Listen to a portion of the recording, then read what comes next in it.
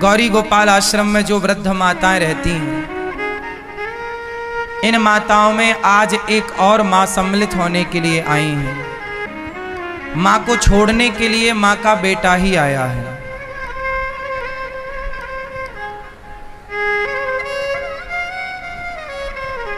कहाँ से आई हो मेरी माँ? मैं कलकत्ता वेस्ट बंगाल से आई हूँ।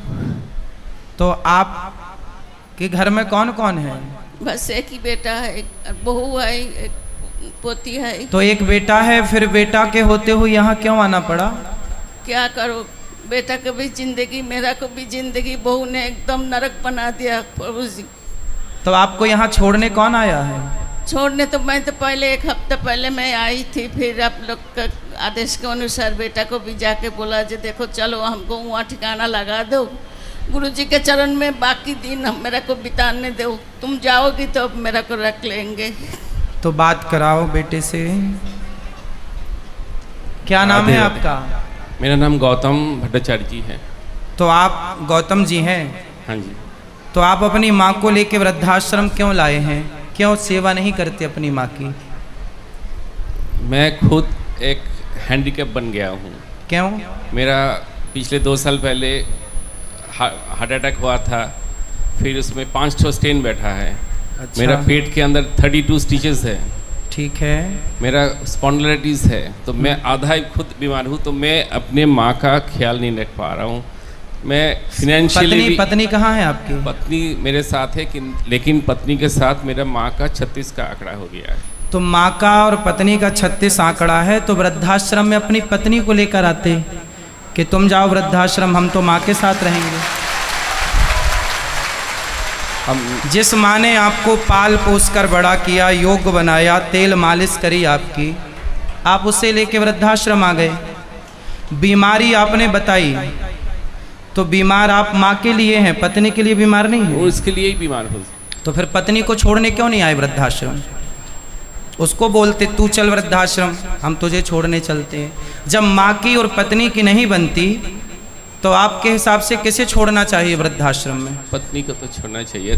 फिर लेकिन अगर मतलब physically strong and financially strong रहता तो मैं ये स्टेप ले सकता था, लेकिन मेरे पीछे ही एक और आदमी चाहिए। तो मैं माँ को तो कैसे? पत्नी तो है, पत्नी है जो पति को भी संभाल। यदि ऐसी स्थिति है कि चलो पत्नी आप कमज़ोर हैं, आपको बीमारी है, तो पत्नी अपने पति को भी संभाल सकती है और अपनी सास को भी संभाल सकती है। क्या दिक्कत है? क्या ये दास अनिरुद्ध 278 माँओं को उसकी सेवा नहीं कर रहा है? यदि हम 278 माँओं की सेवा कर सकते हैं, तो आप और आपकी पत्नी मिलकर आपकी एक माँ की सेवा तो कर सकते हैं ना? आपकी बेटा बेटी है आपके? एक बेटी है। तो एक बेटी भी है आपकी? हाँ जी। और बेटा नहीं है। तो बेटी है, तो बेटी का तो ख्याल रख ही रहे हैं ना बीमारी में भी? वो तो रखे हैं। तो फिर माँ का ख्याल रखने में क्या दिक्कत थी? कितनी जगह चाहिए माँ को घर में? आज अभी बोल रही थी कि बचपन में मैं तुमको हॉस्टल छोड़ने जाता था, आज उल्टा हो गया, आज बुढ़ापा में तुम मेरे को वृद्धाश्रम छोड़ने आ रहे हो। तो क्यों ऐसे दिन आए? आप जैसे बेटे यदि हिम्मत हार जाएंगे, देखो माँ, ये वही माँ तो है ना जिसने आपकी उंगली पकड़कर आपको चलना सिखाया, सब क्या पढ़ाया लिखाया, क्या नहीं करती माँ? क्या क्या नहीं करती, क्या क्या बताएं? कोई नहीं, किसी से छिपा नहीं है माँ का योगदान बच्चे के लिए। लेकिन आपका जब विवाह हुआ, शादी हुई, बच्चे हुए, तो आप माँ को लेकर, अरे आप पत्नी को समझा नहीं सकते प्यार से कि क्या ज़रूरत है? माँ का पत्नी से 36 का आंकड़ा है, तो पत्नी को समझाओ। 35 साल हो गया मेरा शादी हुआ है। 35 साल में एक ऐसा साल नहीं गया कि माँ के साथ मेरा अनबन नहीं करवाया, या घर से, मतलब लास्ट में तो फेडअप होकर मैंने छोड़ दिया कि भाई जो करना है करो। मेरे को पुलिस का धमकी दिखाता है कि मैं मतलब आपकी पत्नी को आपकी माँ बिल्कुल पसंद नहीं है? बिल्कुल नहीं तो क्या प्रॉब्लम था? एक ही लड़का हूँ ना, कोई इसका देवर है, ननद है, कोई नहीं है, एक माँ ही मेरा है। अगर सास 2 बर्तन रहेगा तो आवाज़ होगा, सास कुछ बोल दिया तो। अब चलो देखो, यदि सारी पत्नियां ऐसी बोलने लग जाएं कि जी अपनी माँ को वृद्धाश्रम छोड़ कर आओ, तब तो पूरे भारत की व्यवस्था ही बिगड़ जाएगी। बिल्कुल। सनातन संस्कृति की तो पूरी व्यवस्था ही बिगड़ जाएगी। ये तो बहुत ही मैं खुद इसको पाप मान रहा हूँ कि मैं अपने माँ को ऐसे जगह छोड़ के आ रहा हूँ ड्यू टू माई, मतलब मेरे वाइफ के वजह से मेरे को ऐसे करने पड़ा। तो आपकी वाइफ आई हैं? नहीं नहीं नहीं। तो उनको लाओ, कभी हम उनको भी समझाएंगे, कभी उनसे बात करेंगे। और मैं आप सबसे इनके माध्यम से बताऊं, हर स्त्री को मैं बताऊं, स्त्रियों को दुख देने वाली, स्त्रियों को सताने वाले पुरुष नहीं होते, स्त्रियों को दुख देने वाली स्त्रियां ही होती हैं। ये बात 99% सही है, 1% किसी केस में ऐसे नहीं मान सकते। वरना यदि स्त्री, इनकी बहू जो माँ आई हैं, इनकी बहू एक स्त्री है, और एक स्त्री, और ये माँ भी एक स्त्री है, एक स्त्री ही दूसरी स्त्री का दर्द समझ सकती है। लेकिन नहीं, जिद पकड़ ली। देखो, तो आपकी पत्नी ने जिद कर ली कि आप छोड़ के आओ। बोला कि तुम्हारा मम्मी का जो भी जिम्मेदारी तुम करोगे, मैं कुछ नहीं करने बोलना है ना, मैं उनका मतलब कुछ करूंगा। तो आप कर लेते ना, आप माँ की जिम्मेदारी पूरी कर लो, आपको क्या दिक्कत है? पत्नी ना करे, पत्नी ना दे पानी, ना दे रोटी, आप करो ना।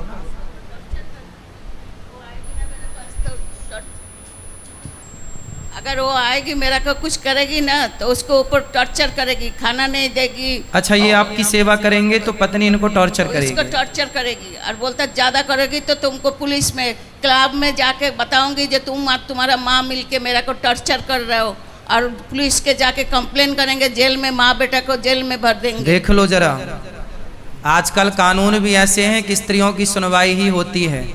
वो कुछ कहेंगे तो ये माँ बेटे जेल चले जाएंगे। बोलती रहती, इसलिए कानून अंधा है।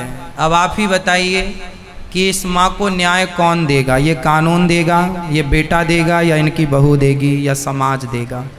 कोई नहीं देता। गुरु जी आपके चरण में मेरा को स्थान। हम तो मैया आपकी सेवा करने को तैयार हैं, हमें कोई दिक्कत नहीं है। हम तो केवल अपने इस भाई को समझा रहे हैं कि तुम जो कर रहे हो, पत्नी को ही समझाओ। और मेरी हाथ जोड़ के प्रार्थना है हर स्त्री से, आप ऐसी सिचुएशन, ऐसी स्थितियां पैदा ना करें कि एक पुरुष अपनी माँ को लेकर वृद्धाश्रम छोड़ने आ जाए। चलो, ये पुरुष ये माँ को वृद्धाश्रम, बात कराओ भैया से, ये अपनी माँ को छोड़ने वृद्धाश्रम आए हैं। अब आप बताओ कि ये आपने पुण्य किया या पाप किया? पाप किए हैं। पाप किया, बिल्कुल। अब बताओ कि यदि ये पुरुष पापी हुआ तो इसको पापी बनाया किसने? इनकी पत्नी ने। जबकि पत्नी पारक्षणे धातु से पत्नी बनती है। कहते हैं जो पत्नी अपने पति को पतन से बचाए, पाप से बचाए, उसका नाम पत्नी है। जिस पत्नी के कारण पाप करना पड़े, ऐसी पत्नी से भगवान बचाएं। ऐसी पत्नी से भगवान बचाएं। ऐसी पत्नियां होनी चाहिए जैसी आपकी हैं। चाहोगे? 7 जन्म का वादा किया है? बिल्कुल नहीं। हाँ, बिल्कुल नहीं। 7 जन्म का वादा नहीं किया? 7 जन्म का वादा किया था, लेकिन ऐसा पत्नी एक जन्म में ही मेरे को हड्डियों में, मतलब क्या बोलते हैं, दुब्बो हमारा बंगाली में बोलते हैं, ये जी, दुब्बा उगा दिया जी। तो 7 जन्म में कभी भी मैं ऐसा वाइफ नहीं चाहूंगी। तो 7 जन्म की कोटा उसने 1 जन्म में पूरा कर लिया। इसलिए ऐसी पत्नी किसी को ना मिले। ऐसी पत्नियां होनी चाहिए। आप लोग कितने लोग अपने अपने बेटों के लिए ऐसी पत्नियां चाहते हैं? चाहते हैं? नहीं चाहते तो आप भी ऐसी पत्नियां मत बनना। जितनी पत्नियां यहाँ बैठी हैं, आप भी तो किसी की पत्नी है। ऐसी पत्नी बिल्कुल मत बनना। बनना सही है? क्यों? ऐसी पत्नी नहीं, भगवान कुंवारा ही रखे, साधु बन जाए, अच्छा है। सारी जिंदगी बिना पत्नी के रहले पर ऐसी पत्नी भगवान दुश्मन को भी ना दे जैसी इन्हें मिली है। चलो, तो आप चाहते हैं कि आपकी माँ को यहाँ रखा जाए? आपके चरणों में सर। हाँ हाँ, हम तो अपनी माँ की तरह सेवा करेंगे। यहाँ तो 278 माँ ऑलरेडी हैं। सुना देखा भी है। आपने दर्शन किया माँ का? हाँ जी। कैसी व्यवस्था है यहाँ माँ? बहुत अच्छी है। अच्छी लगी? आप आते रहिएगा अपनी माँ से मिलने के लिए। जरूर। हाँ, क्योंकि मेरा तो माँ के साथ कोई दुश्मनी नहीं है। बीच में कोई था, माँ को मैं किसके पास रखता। तो पत्नी आपको भी परेशान करती हैं? बहुत। नहीं तो इस उम्र में मेरा 55 है, 2 साल पहले मेरा हार्ट अटैक हो गया है। मैं कोई मतलब ऐब मेरे में कुछ नहीं है। मैं काम में जाता हूँ, काम करके तो घर में आपने रहता कभी हूँ। प्यार से अपनी पत्नी को समझाया नहीं कि भाग्यवान तुम 35 क्या साल कर हो रहे? गए। 35 साल में कितना बार समझाऊंगा? नहीं समझी? नहीं समझी, इसलिए तो आज ये दिन देखने पड़ा। हम आपकी पीड़ा को समझ सकते हैं, आपके कष्ट को, आपके दर्द को समझ सकते हैं, लेकिन हर स्त्री से मैं प्रार्थना करता हूँ कि इतना मत सताइए, समाज में इतना पति को प्रताड़ित मत कीजिए, अपनी सास को प्रताड़ित मत कीजिए। और कुछ कानून बनने भी चाहिए जो कम से कम इन माँओं के पक्ष में कोई तो कानून हो। सारे कानून बहुओं के पक्ष में है, कोई कानून माँ के पक्ष में भी तो हो। बूढ़ी माँ बाप के पक्ष में कुछ तो होना चाहिए। मुझे कानून का कोई ज्ञान नहीं है, परंतु आपसे सबसे मेरी प्रार्थना है, अपनी अपनी माँओं का पूरा पूरा ख्याल रखिएगा। ठीक है मैया, आप यहीं रहिएगा। ये बेटा आपका, एक बेटा वो है, एक बेटा ये दास अनिरुद्ध है। गौरी गोपाल आश्रम में आपका स्वागत है। ये दास अनिरुद्ध आपका बेटा बनकर अब आपकी आगे की सारी सेवाएं ये दास अनिरुद्ध करेगा। माइक दो मैया को। आपको चरण में कोटि कोटि ना प्रणाम। मैया, आप तो हमारी माँ हो, आप तो हमें आशीर्वाद दो बस और आप सदा खुश रहो। हम आप कोशिश करेंगे कि आप यहाँ खुश रहें और बस हम प्रसन्न यहाँ रहें। खुश रहेंगे, कैसे भी हो हम यहाँ खुश रहेंगे। यही खुशी मिलेगा। मेरा संसार का मोह खत्म हो गया बहुत दिन से। बस अभी आप बाकी दिन आपके चरण में यह पड़े रहे, इसी में मेरा शांति है।